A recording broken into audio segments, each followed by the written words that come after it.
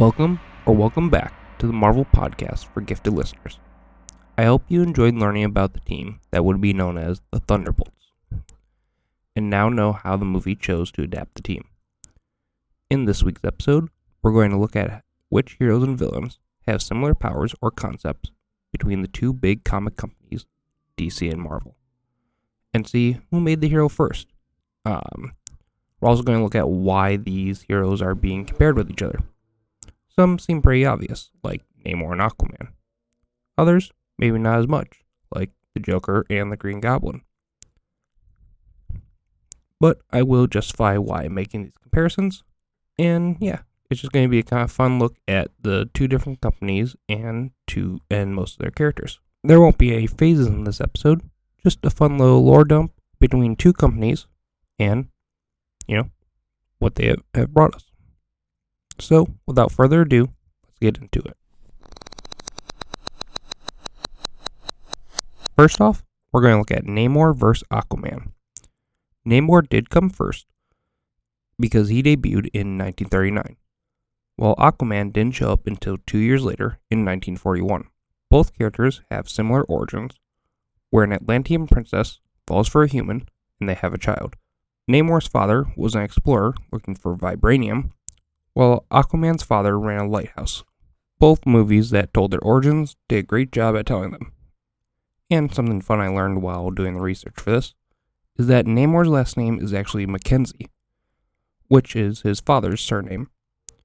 I'm assuming he doesn't go by it because of it being something that surface dwellers do, and Namor hates the surface world. The next two characters we're going to take a look at is Deadpool vs. Deathstroke. Deadpool debuted in 1991, while Deathstroke debuted in 1980. A lot of people assume that Deadpool is a parody of Deathstroke because of the similarities between the two characters. These similarities include, them both being mercenaries, both using guns, both using swords, and even their costumes look similar. And they even share similar names. Slade Wilson, Wade Wilson. It can be seen why they would be a parody of each other, or why Deadpool would be a parody of Deathstroke. But in reality, Deadpool is a parody of Snake Eye from G.I. Joe. In an interview with Rob Liefeld, he said that he took inspiration for the Merc with a Mouth from Snake Eye. The next comparison is going to be the Nova Corps versus the Green Lantern Corps. These two may not seem similar at first, but when you kind of look at what the organizations do, it's like, oh, okay, yeah, that makes sense. The Green Lantern Corps did debut in 1959, while the Nova Corps debuted in 1979. When the Nova Corps debuted, they weren't similar to the Green Lantern Corps, but they eventually became similar in context. Much like the Green Lantern Corps with Hal Jordan, Richard Rider was also recruited into his Galactic Corps by a dying alien who passes powers onto a human. Both interstellar organizations are made up of members from many different species across the galaxy, who are assigned to keep the peace throughout their respective galaxies. Both draw energy from cosmic forces that endow them with incredible powers. And both groups have passed their mantle on to younger generations to carry on the legacy of the Nova Corps and the Green Lantern Corps. Next up, we're looking at Thanos vs. Darkseid. Darkseid had been created in 1971, while Thanos came along 2 years later in 1973. The reason these two are often compared is because they are the big looming presence between their two companies. Thanos collects the Infinity Gauntlet and challenges the Avengers, while Darkseid runs Apocalypse, tries to take out Earth, fights the Justice League, and they're also both big impending forces. For a real-world context of why they also might be compared is because Darkseid is known as a new god. A new god was a race of superpowered individuals who are essentially like they say, new gods of the DC world. Well, this concept was actually going to be implemented in Marvel Comics after Ragnarok had killed off the Asgardians. But before Jack Kirby could implement this into Marvel Comics, he packed up his pens and had gone to DC. Hence why the New Gods are a DC property, a Marvel property. But between the two, Darkseid is the more imposing force in my opinion because he has his Omega Beams and can fight Justice League with his raw power. Where Thanos, yes, he was able to fight the Avengers, but he needed the gauntlet to do it. Next up, we're looking at some archery. We're looking at Hawkeye versus Green Arrow. Yes, they are both archers, and they both actually have love interests who are bird-themed, with Green Arrow being in love with Black Canary, and Hawkeye being in love with Mockingbird. They would both have sidekicks / proteges who would have their own mantle if not taking up their own. Where Green Arrow had Speedy, who became Red Arrow, and Hawkeye had Kate Bishop, who would go on to take the mantle of Hawkeye. Where they differ is that, yes, they may have both been orphans, but Clint was poor, Ollie was rich. Also, Clint has some disabilities where he is hard of hearing and or deaf in more modern comics, where Ollie is not. Also, Clint started off as a villain, but went on to be the leader of a few teams within the Marvel Universe, including the West Coast Avengers and the Thunderbolts. While Ollie was always a hero, and he was always just a member of the Justice League, he never went on to lead them. This next comparison is going to be a godly comparison. It'll be Thor versus Wonder Woman. Wonder Woman was created in 1941, while the Marvel Comics iteration of Thor was created in 1962. These two often get compared because they are the gods of their respective team. While Thor is a full god, Diana is a demigod. They do both have godly parents, where Thor has Odin and Diana has Zeus. And another reason they get compared is because they are both founding members of their respective teams. Diana helped form the Justice League, Thor helped form the Avengers. Our next entry is what I mentioned in the intro, and it's going to be a little crazy. And that's comparing the Green Goblin to the Joker. The Joker debuted in 1940, while the Green Goblin didn't debut in 1964.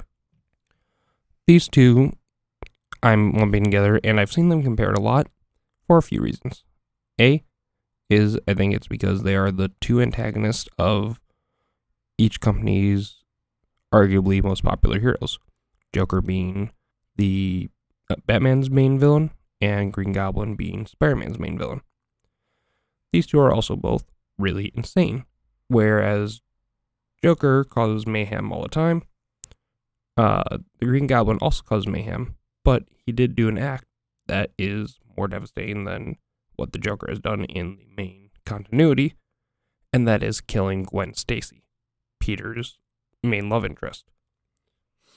Not only did killing Gwen Stacy mess with Spider-Man for the rest of his comics career, it also changed the comic industry as a whole, where the Joker, in some stories he's killed some members of the Bat family, but nothing as devastating as Gwen Stacy, at least in my opinion.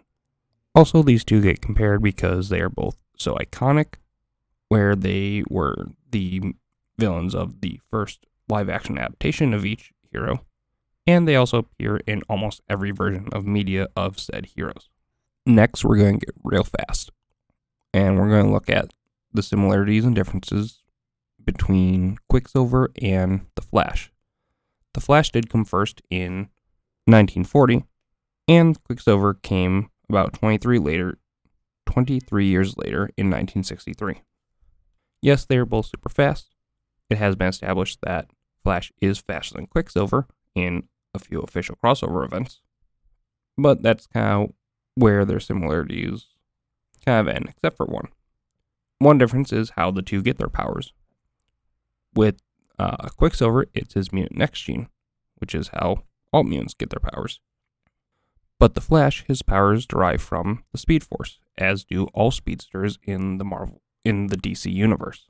And the Flash is a legacy title, where Quicksilver is his own moniker for one specific character.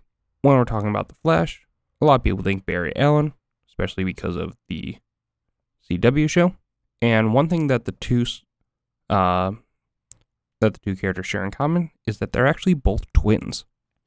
Obviously, Pietro has a very well-known twin in the form of Wanda Maximoff, aka the Scarlet Witch, where Barry's twin isn't as known because he's not referenced a lot in media, and he was also separated from Barry at birth, and we have only seen him in a handful of storylines. Quicksilver, just like Hawkeye, did start off as a villain, as a member of the Brotherhood of Mutants, but would eventually help the X-Men and Avengers in a heroic way. And then with Barry, much like Ollie, he has been a hero from the get-go.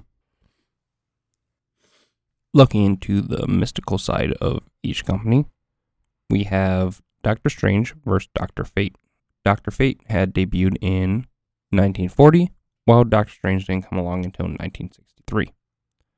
These two are both masters of mystic arts within their respective universes, but like with the Flash, Dr. Fate is a moniker that can be passed down or around, where Doctor Strange is his moniker and his name. Yes, there are other Sorcerer Supremes, but there is only one Doctor Strange. Doctor Strange had to spend years studying magic to become the powerful sorcerer he is, while Dr. Fate had found the Helmet of Nabu, or the Helmet of Fate, during an archaeological expedition, put it on, and became the vessel for Nabu, the powerful Lord of Order, and has seemingly unlimited power. With Doctor Strange, he always has his magical ability, but when the wielder of the Helmet of Fate is not wearing it, they do not possess said magical power. And Doctor Strange turned to the mystic arts after an accident, where Dr. Fate, the original Dr. Fate, found the helmet, like I said, during an archaeological expedition. Now that we're going to be looking smaller, let's look at Ant-Man versus the Atom. The Atom came around in 1940, and Ant-Man came in 1962. Even though Ant-Man came around 22 years later, the shrinking is kind of where these two heroes separate. Whereas Ant-Man can shrink to tiny sizes and grow to massive sizes, the Atom can only shrink down to subatomic size and back up to normal human size. Ant-Man uses Pym particles for his shrinking and growing, where the Atom uses a biobelt made of a dwarf star. The Atom prefers to be on a subatomic level to do his work and research, where Ant-Man really likes to be in his human size form whenever he is doing his work. And the final difference is that Ant-Man can talk to insects. The Atom cannot. Now, getting stretchy, we're going to look at Mr. Fantastic and Plastic Man. Plastic Man debuted in 1941, while Mr. Fantastic didn't come around until about 20 years later. The two can stretch to unbelievable lengths, essentially shapeshift their bodies with their stretching abilities, and that's kind of how the two compare. They have almost identical powers. The only difference is that Plastic Man has been shown to have no limitation to stretching, where Reed has canonically been shown to only have 1,500 feet of stretching ability. Plastic Man is one of the DC characters that has a criminal past that turned hero, where Reed has always had a scientific past and has been a hero for most of his comics career. Now we're going to look at Magneto versus Dr. Polaris, which is probably the one comparison that I almost have never seen before, but it's an interesting one to look at. And this is one where it's really hard to determine if any copying ever took place between the two. Magneto debuted in September of 1963, where Dr. Polaris debuted in August of 1963. They are both masters of magnetism, but Magneto gains his powers from his mutant X gene, like every other mutant in the Marvel Universe, where Dr. Polaris had pelted himself with magnetic fields until he became a master of magnetism. Dr. Polaris was a scientist who turned to villainy after his experimentation and becoming a master of magnetism, where Magneto was a Holocaust survivor and is a villain because he wants to destroy humans for not giving mutants their proper rights. And that's kind of where those two stand. And honestly, I don't think one really copied the other because they both came out at about the same time. And there wasn't really time for Marvel to look at Dr. Polaris and DC and go, you know what we should do? We should make one of our own. Just because of how closely they came out together. Because honestly, the Magneto could have been inked and ready to be published by the time Polaris hit newsstand shelves. And for our last comparison of this episode, we're going to look at characters who have returned from the dead. And those two are going to be the Winter Soldier, who debuted in 2004, and Red Hood, who debuted in 2005. And yes, the characters of Bucky Barnes and Jason Todd are much older than these counterparts. But these modern versions of these characters is why they are compared. Because both died and were assumed dead. Like, it was a joke that no one stays dead in comics except for Bucky Barnes, Jason Todd, Gwen Stacy, and Uncle Ben. That joke is no longer relevant because everybody but Uncle Ben has come back from the dead. But still, you get the gist. Bucky was the sidekick to Captain America, where Jason Todd was the second Robin to Batman. Bucky had not joined Cap after he was unfrozen after World War II, where Jason Todd had died by the hands of the Joker. And also, the fans voted to kill Jason Todd. No one voted to kill Bucky Barnes. When they returned, they were gun-toting badasses who didn't really fall into the hero moniker when they returned. Bucky eventually escaped his Winter Soldier brainwashing and would join Captain America, eventually taking on the mantle of Captain America for a bit. Whereas Jason Todd would eventually join the Bat family, even though Batman has his no-kill rule, but he's able to heal. And in some Elseworld stories, he does take on the moniker of Batman. And I think that's going to be our last look at for today. I think this was a decent list. There are some more to explore, and possibly could do a sequel episode.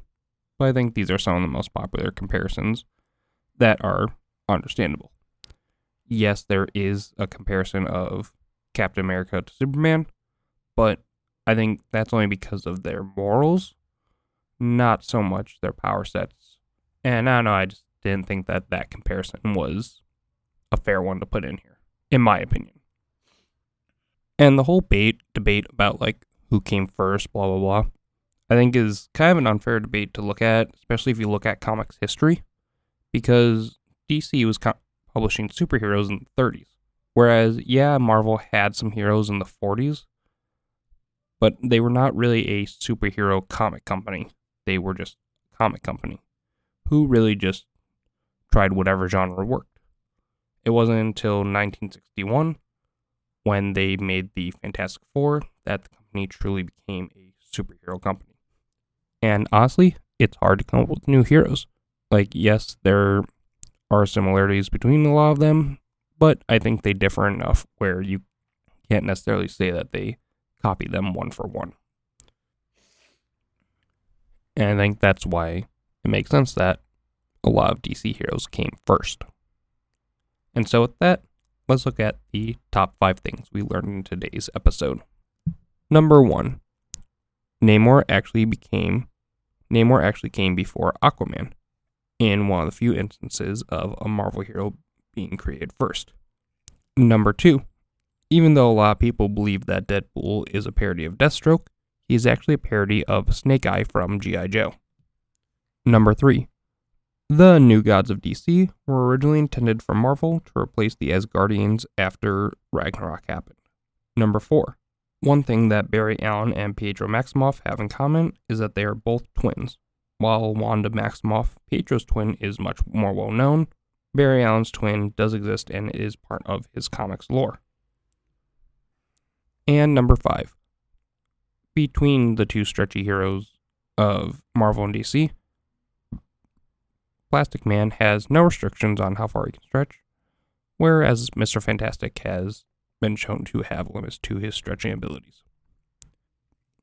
Thank you for listening to the Marvel Podcast for Gifted Listeners.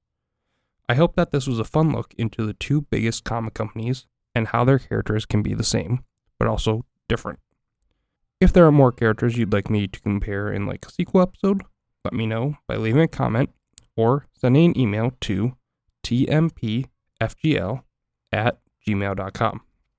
Next episode, I plan looking into the different styles of magic that inhabit the Marvel Universe and who are the most well-known users of each style.